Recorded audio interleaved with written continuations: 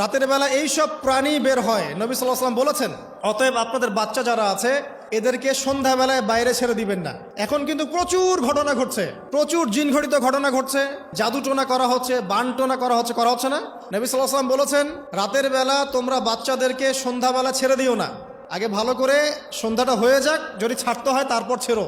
তারপর রাতের রাত যখন গভীর হবে তখন তোমরা এলোপাথালি ঘোরাফেরা করো না, রাস্তাঘাটে বনে জঙ্গলে ঘোরাফেরা করো না, কারণ এই সময় এমন কিছু মাখলুককে আল্লাহ পাক ছেড়ে দেন যাদেরকে তোমরা দেখো না। এখন সায়েন্সের যুগ তো, মানুষ মনে করে এগুলোর কোনো ভিত্তি নাই মনে হয়। কোরআন বলছে জাদু সত্য, কোরআন বলছে জাদু সত্য। কোন সূরা? সূরা বাকারা আয়াত নাম্বার 101, 101, 102 পড়ে দেখেন। ওয়াত্তাবিউ মা তাতলু শায়াতিন আলা মুলকি সুলাইমান, এই আয়াতটা পড়েন, বিশাল একটা আয়াত আছে। ওয়া মা কাফারা সুলাইমান ওয়ালাকিন্না শায়াতিন কাফারু ইউআল্লিমুনা আন-নাস সিহর। এই সিহর দিয়ে কি হতো? মা ইউফাররিকুনা বিহি বাইনাল মারই ওয়া যাওজি। সুলাইমান আলাইহিস সালামের সময় এই জাদুবিদ্যার প্রচলন ছড়িয়ে পড়ে।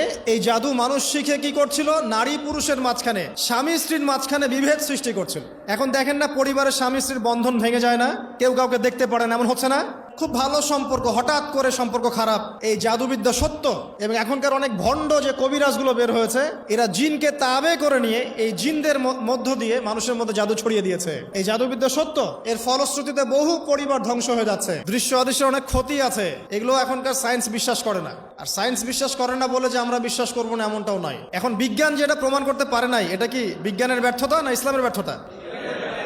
আল্লাহ রব্বুল আলামিন এবং তার রাসূল যা বলেছেন সেটাই চূড়ান্ত সত্য। সেটা আমরা প্রমাণ করতে পারি বা না পারি, এটাকে অন্ধভাবেই বিশ্বাস করতে হবে। এটাই হচ্ছে একটা মৌলবাদী কনসেপ্ট। আর এভাবে ইসলামের মৌলিক বিষয়গুলোকে না মানলে কেউ মুসলিমই হবে না। কথা কি বুঝতে পারছেন? আচ্ছা, তিনি বলছেন রাতের বেলা এমন কিছু মাখলুক বের হয় যাদেরকে তোমরা দেখো না। দুষ্ট জিন বের হয়। কি বের হয়? জিন জাতি নাই পৃথিবীতে? আল্লাহ পাক সূরা জিন নামে একটা গোটা সূরা নাজিল করেছেন, করেন নাই?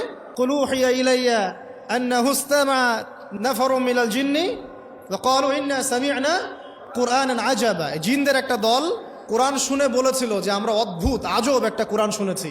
তারপর তারা গিয়ে তাদের কওমের কাছে ইসলামের দাওয়াত দেয়, ওই কওম ইসলাম কবুল করে। এটা নবী সাল্লাল্লাহু আলাইহি ওয়াসাল্লামের জীবনের সেই সময়কার ঘটনা, যখন নবীজি তায়েফ থেকে ফিরে আসছেন। তায়েফবাসী তাকে অত্যাচার করলো, তিনি নাখলা উপত্যকায় এসে নামাজ পড়ছেন, ওই নামাজের কেরাত শুনে জিনরা ইসলাম কবুল করেছে। তো সূরা জিনে আল্লাহ পাক এই কথা নাজিল করেছেন।